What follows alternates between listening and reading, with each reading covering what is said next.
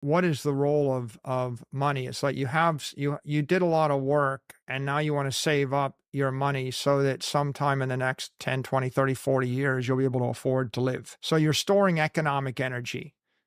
Um, you could think of money as economic energy, just like you could think of fat as organic energy. Now, bear with Michael here. This analogy highlights the importance of preserving economic energy over time. If you can understand this, you'll understand Bitcoin better than anyone you know. You eat a lot, you store fat, and now if you have to go without food for 2, 3, 4 weeks, you're not going to starve to death. If you can't form fat cells, you're type 1 diabetic. A type 1 diabetic can't store organic energy and they dwindle and they will starve to death. It's a just horrific disease. Being able to store fat isn't a bad thing. We think it's a bad thing, but actually for most of human history, right, the number one reason you died is you starved to death. So it seems pretty intelligent that when you get excess energy, you can store it and hold it for a while. Now let's imagine a person as an economic diabetic. Where do you see that? In a society where the currency is collapsing and hyperinflation, the Weimar Republic, famous example. So you work, I pay, in Zimbabwe, they had it. In Venezuela, they had it. In Nigeria, they're getting it right now.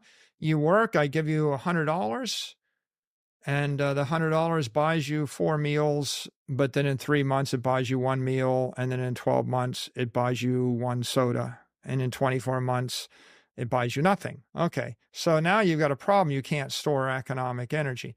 So what happens when the currency dies or the money dies? Well, the society gets ripped back to Stone Age barter. What it means is you can't save anything, and also it means that the unit of account breaks down, so you can't trade. It's like, okay, you have bullets and I have soap. How many bars of soap for bullets? And how do you figure that out? Give me a chicken and I'll give you, a bottle of water. Things get very complicated. The civilization just gets ripped back to Stone Age barter. When that happens, all the factories break down. Like imagine trying to trade with your friend for dentistry work. Or you just be your own dentist. Try that one. Be your own doctor. Take out your appendix.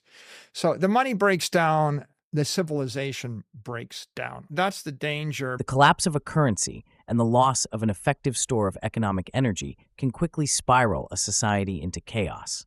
When money loses its value, doesn't it make sense that Bitcoin, as a deflationary and decentralized asset, could be the ultimate safeguard against this kind of breakdown? A global, digital store of value, immune to inflationary pressures, could prevent the regression into barter systems. But normally in most modern societies, the money doesn't break down as a medium of exchange. It breaks down as a store of value. So that means that, yeah, you can store money for 12 to 36 months or maybe up to 10 years in the dollar. You can't store it for a lifetime. So if you have some money, you can't just store the money. If you want to keep your economic energy, you have to gamble it or invest it. You have to speculate with it, or you worked your entire life, you have a certain amount of retirement, and now if you store it in the bank, it'll be worth nothing. So you have to go and invest it in the stock market. But if you pick wrong, you lose it. So we basically force people to be gamblers, speculators, or hedge fund managers if the money's broken, and the money is broken. So what is the significance of Bitcoin? Well, let me say it a different way.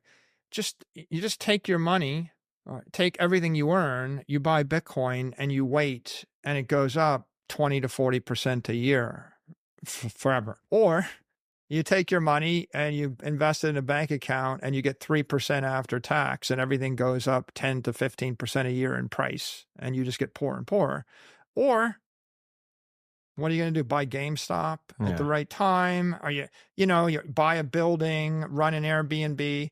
I force you to go, and forcing you to be a hedge fund manager is horrifically inefficient for the society. It's just as inefficient as saying, okay, be your own dentist and doctor, right? If the medical system was broken, you have to be your own doctor. It's not good for society. What happens? People die 20 years early is what happens. So when you have to be your own banker or be your own hedge fund manager, what happens is you just get poor or you lose faith in the future.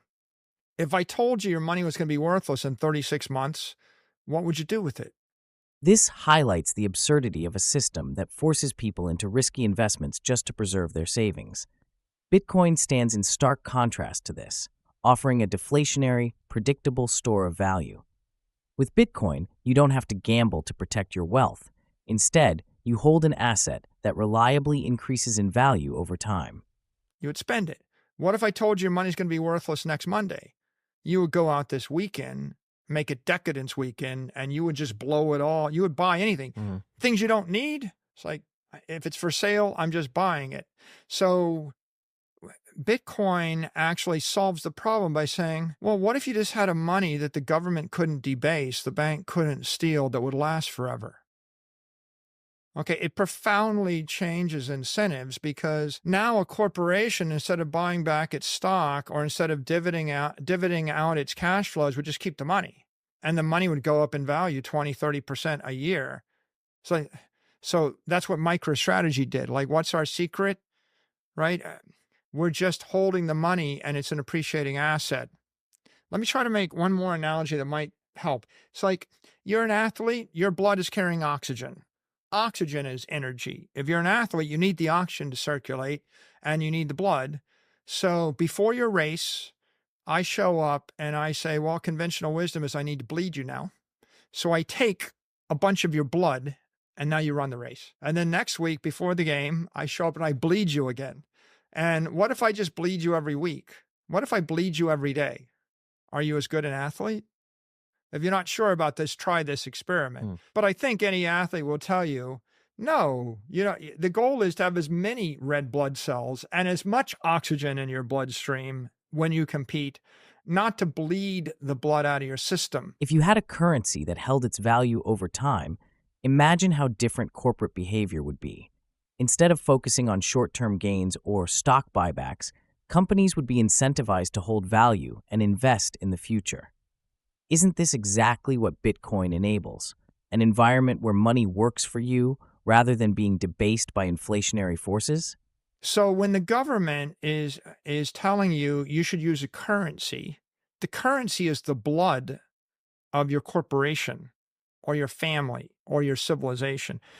When I'm inflating the currency, I'm bleeding the civilization. And in the extreme, if you do this thought experiment, if I just double the currency supply in a banana republic and your company had whatever, $1 million worth of currency, but I double it and now it only buys half as much, and I double it again and it buys half as much again. You see it's Yeah. now take it back to MicroStrategy. In 2020, we had 2,000 people working as hard as they could work to generate $75 million a year in cash flow. And then we had $500 million of actual assets.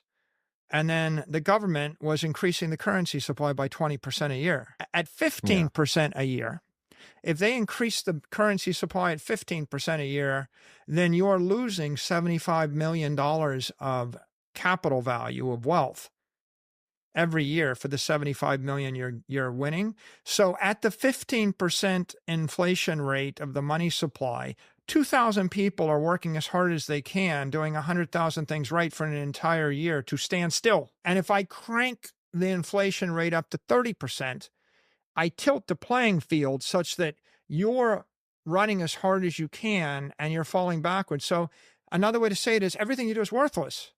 Your time is worthless. Your life is worthless. You're failing, right? And then one more analogy. I put you in a rowboat and you row 7 miles an hour and the wind starts blowing the opposite direction, or the current is blowing the opposite direction, and you're actually rowing as hard as you can and you're not moving at all. And then the current picks up and you're rowing as hard as you can and you're going backwards. But there's this point where you're rowing 7 miles an hour and the current's 7 miles an hour, and then you're in the middle of the Atlantic and you horrifically realize you're going to die because you're not getting across, right? You're not going to make it. And so what do? You reach down, you pull up the sail. You can't row. You can't row against current. You put up the sail, you catch the wind and let the wind blow you. You're going to have to change the way you do work. In an inflationary currency, right, you probably can't outwork inflation no matter how hard you work. Unless you can grow your revenues. If you ask your boss for a raise 20% a year and you get it every single year, then yeah, maybe you can outrun inflation, but most people won't be able to do that. This segment uses a series of analogies to explain the role of money and how inflation can distort its value, leading to detrimental effects on society. By comparing money to energy storage, Michael emphasizes the importance of preserving value over time. He argues that as money loses its value due to inflation, people are forced to speculate or gamble to maintain their wealth.